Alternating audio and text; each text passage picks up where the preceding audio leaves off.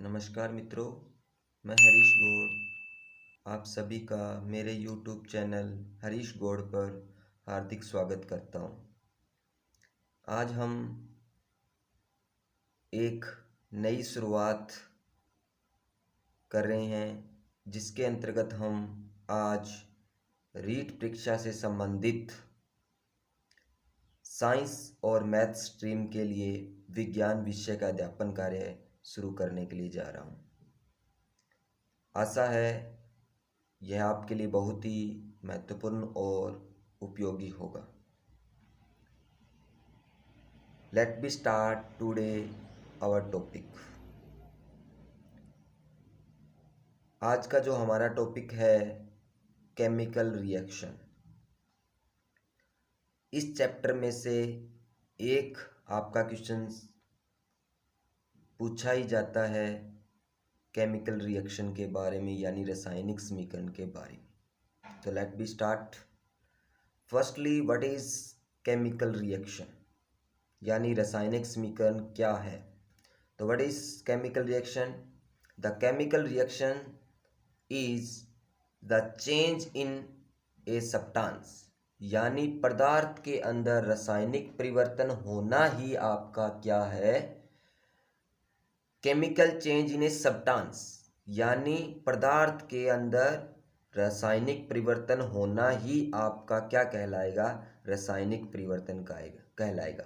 या in other words, product are obtained by या from reactants, यानी अभिकारकों के द्वारा जो नए उत्पाद बनते हैं उसे भी हम क्या कह सकते हैं, केमिकल रिएक्शन कह सकते हैं, रासायनिक समीकरण कह सकते हैं।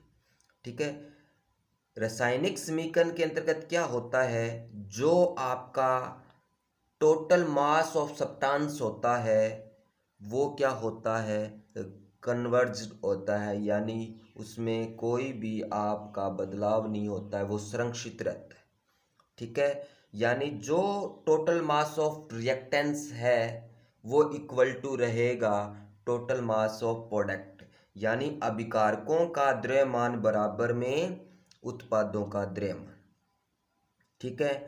अब बात आती है आपकी एग्जाम्पल फॉर केमिकल रिएक्शन, जैसे कि कार्बन और ऑक्सीजन की, यानी कार्बन और ऑक्सीजन का हम रिएक्शन करवाएं तो कार्बन और ऑक्सीजन जो है which substance are react to each other you are called is reactants, यानी अभिकारक कहलाते हैं। यानी जो समीकरण के अंदर एक दूसरे से परस्पर क्रिया करते हैं या अभिक्रिया के अंदर भाग लेते हैं उन्हें अभिकारक कहा जाता है। And when is made a new substance you are called is product, यानी जब जो आपका नया पदार्थ बनता है वह आपका उत्पाद कहलाता है, यानी प्रोडक्ट कहलाता है। अभिकारकों को write down substance left side of arrow and write down the product of right side of the arrow, यानी जो अभिकारक होते हैं वो आपके तीर के निशान के बाईं ओर लिखे जाते हैं और जो उत्पाद होते हैं वो आपके तीर के निशान के दाईं ओर लिखे जाते हैं। ठीक है। Time I was say to you total mass is conserved in a chemical reaction, यानी जो आपका कुल द्रव्यमान होता है वो पूरी समीकरण के अंदर क्या रहता है, संरक्षित रहता है। It means total mass of your reactants equal to total mass of your product, यानी अभिकारकों का कुल द्रव्यमान इक्वल टू होता है पदार्थों का कुल द्रव्यमान। Now look, your mass of your carbon is 12 and oxygen your 16. Here is two molecular number of oxygen, so you multiply by 2. Now your 12 16 multiply by 12 32. Your total mass of your reactants is 44. Again your next total mass of your product 12 plus 2 multiply by 16, 12 plus 32 you are 44. okay, यानी आपका जो अभिकारकों का द्रव्यमान है वो equal to में आया आपका ये उत्पादों का द्रव्यमान। ठीक है। अब अगर आप किसी समीकरण को मॉलिक्यूलर फॉर्मूला मतलब अणुओं की संख्याओं के साथ में लिख लेते हैं और उसके प्रतीकों के द्वारा, जैसे कार्बन को C से डिनोट करते हैं, ऑक्सीजन को O से डिनोट करते हैं, तो उसके अंतर्गत लिख लेते हैं, तो उसे हम क्या कह सकते हैं, केमिकल इक्वेशन कह सकते हैं, रासायनिक समीकरण के रूप में उसे कहा जा सकता है। ठीक है। Next of your types of chemical reaction, यानी रासायनिक समीकरण या रासायनिक अभिक्रिया के प्रकार। Firstly of your addition reaction, firstly of your addiction reaction, यानी योगात्मक या संयोजन अभिक्रिया। ये नाम से पता चल रहा है ऐड होगा, यानी इन विच रिएक्शन टू और more than two react combine to form a single product, यानी दो या दो से अधिक अभिकारक मिलकर अगर एक सिंगल उत्पाद बनाते हैं, एकल उत्पाद बनाते हैं, उसे हम कौन सी अभिक्रिया कहेंगे, योगात्मक या संयोजन अभिक्रिया कहेंगे। यानी इस समीकरण के अंदर, इस अभिक्रिया के अंदर दो या दो से अधिक जो आपके अभिकारक होंगे वो मिलकर आपका एकल ही उत्पाद बनेगा, कोई अन्य उत्पाद नहीं बनता है। लेट बी योर एग्जाम्पल, जैसे कि कार्बन प्लस ऑक्सीजन है, कार्बन प्लस ऑक्सीजन क्या मिलकर बनाती है, कार्बन डाइऑक्साइड। जैसे हाइड्रोजन और ऑक्सीजन है तो मिलकर आपका क्या बनता है, वाटर। ठीक है। कैल्शियम ऑक्साइड आपका जब जल के साथ में क्रिया करता है तो वह कैल्शियम हाइड्रोक्साइड बना लेता है, यानी बुझा हुआ चूना बन जाता है। ठीक है। अगर आपका मैग्नीशियम ऑक्सीजन के साथ में अभिक्रिया करता है तो आपका मैग्नीशियम ऑक्साइड बनता है। ठीक है। It's example of your additional reaction, यानी दो या दो से अधिक अभिकारक मिलकर एकल सिंगल उत्पाद बनाते हैं। ठीक है। ये होगी हमारी। Next of your second of decomposition या डी एसोसिएशन रिएक्शन, यानी वियोजन विघटन, यानी टूट जाना। तो in which reaction single reactant dissociation to from two और मोर देन टू प्रोडक्ट। उल्टा, जस्ट संयोजन अभिक्रिया का उल्टा, यानी एकल अभिकारक किस में टूट जाता है, आपका दो या दो से अधिक उत्पादों के अंदर टूट जाता है। ठीक है। तो जैसे कि कैल्शियम कार्बोनेट है, वो क्या हो जाएगा, अगर वो रिएक्शन करवाते हैं तो आपका कैल्शियम ऑक्साइड अलग हो जाएगा और कार्बन डाइऑक्साइड अलग हो जाएगी। ठीक है। ये जो प्रक्रिया है, यानी जो विघटन की प्रक्रिया है या विघटन अभिक्रिया है, ये तीन माध्यम से होती है। आपके थर्मल रिएक्शन कह सकते हैं उसको, यानी जब आप ऊष्मा देते हो किसी चीज को, या आपका प्रकाश की उपस्थिति में होता है, लाइट ऑफ सन, सूर्य की उपस्थिति में, या आपका इलेक्ट्रिक करंट की उपस्थिति में होता है। तब आपका सिंगल जो रिएक्टेंट है वो किसमें हो जाएगा, डी एसोसिएशन टू और मोर देन टू प्रोडक्ट्स। ठीक है। तो now your firstly of your calcium carbonate, जब हीट की उपस्थिति में इसको रिएक्शन करवाते हैं, थर्मल यानी उष्मा देते हैं, तब आपका कैल्शियम ऑक्साइड और कार्बन डाइऑक्साइड गैस दोनों अलग अलग हो जाते हैं। ठीक है। It's a symbolic of gas. ठीक है, यानी ये गैस है।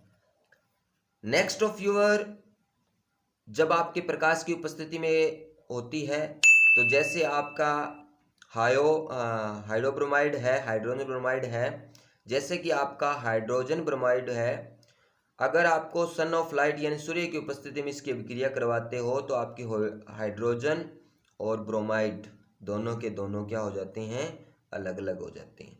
इसी प्रकार से सिल्वर क्लोराइड को करवाते हो Ag का मतलब सिल्वर का सिंबॉलिक है Ag। अगर आप सनलाइट की उपस्थिति में करवाते हो तो इसमें भी आपका सिल्वर और क्लोराइड दोनों के दोनों क्या हो जाएंगे, अलग हो जाएंगे। अब नेक्स्ट ऑफ यूर, अगर आप वाटर के अंदर इलेक्ट्रिक करंट फ्लो करते हो तो आपका हाइड्रोजन और ऑक्सीजन दोनों के दोनों क्या हो जाते हैं, टूट जाते हैं, विघटित हो जाते हैं, तो इसीलिए इस अभिक्रिया को क्या कहा जाता है, वियोजन या विघटन अभिक्रिया का कहलाता है। So this is called to in this reaction single reactance dissociation from in to and more than two product. ठीक है, next of your third type of reaction displacement reaction यानी विस्थापन अभिक्रिया। यानी विस्थापन का मतलब स्थापन हो जाना, एक स्थान से दूसरे स्थान पर ट्रांसफर हो जाना।